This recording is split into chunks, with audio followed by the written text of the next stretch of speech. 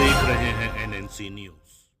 కాంగ్రెస్ పార్టీలో టికెట్లు పొంది గెలిచిన వాళ్ళు పార్టీ ఫిరాయిస్తే మా కార్యకర్తలకు విజ్ఞప్తి చేస్తున్నా, రాళ్లతో కొట్టి చంపండి, గ్రామ బహిష్కరణ చేయండి. మీ చెమట మీ రక్తాన్ని దారబోసి భుజాల మీద మోసి మీరు గెలిపించి శాసనసభకు పంపిస్తే ఈ సన్నాసులు ప్రలోభాలకి లొంగిపోయి పార్టీలు ఫిరాయిస్తున్నారు.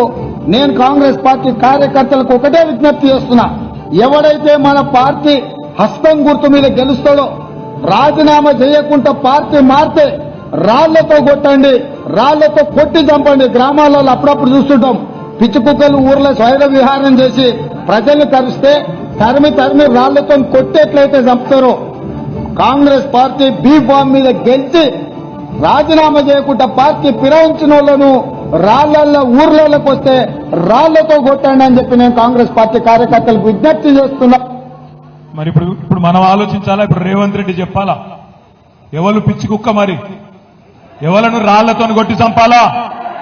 ఒక పార్టీ బీఫామ్ మీద గెలిచినోడు ఇంకో పార్టీలకు పోతే మీ చెమటతో మీ రక్తంతో మీరు గెలిపిస్తే గెలిచినోడు ఇంకో పార్టీలకు ఫిరాయిస్తే ముఖ్యమంత్రి రేవంత్ రెడ్డి చెప్పిండు, ఏమన్నాడు? రాళ్లతోని కొట్టి చంపమన్నాడు. నేను అంటలేను, నా మీద కేసు పెట్టగలరు, ఆయన పేపర్ వాళ్ళు ఉల్టా రాసేది. నేను అంటుంది ఏంటంటే రేవంత్ రెడ్డి చెప్పిండు, మరి ఇలా ఎవరిని కొట్టాలి? రాళ్లతోని రేవంత్ రెడ్డిని కొట్టన్నా? పిచ్చి కుక్కలేక ఎవరిని కొట్టాలి? లేకపోతే మీ ఎమ్మెల్యే సంజయ్ని కొట్టన్నా? ఎవరిని కొట్టాలి మరి? అందుకే అంటున్నా, ఎవరిని రాళ్లతోనో ఇంకో దాంతోనో కొట్టే అవసరం లేదు.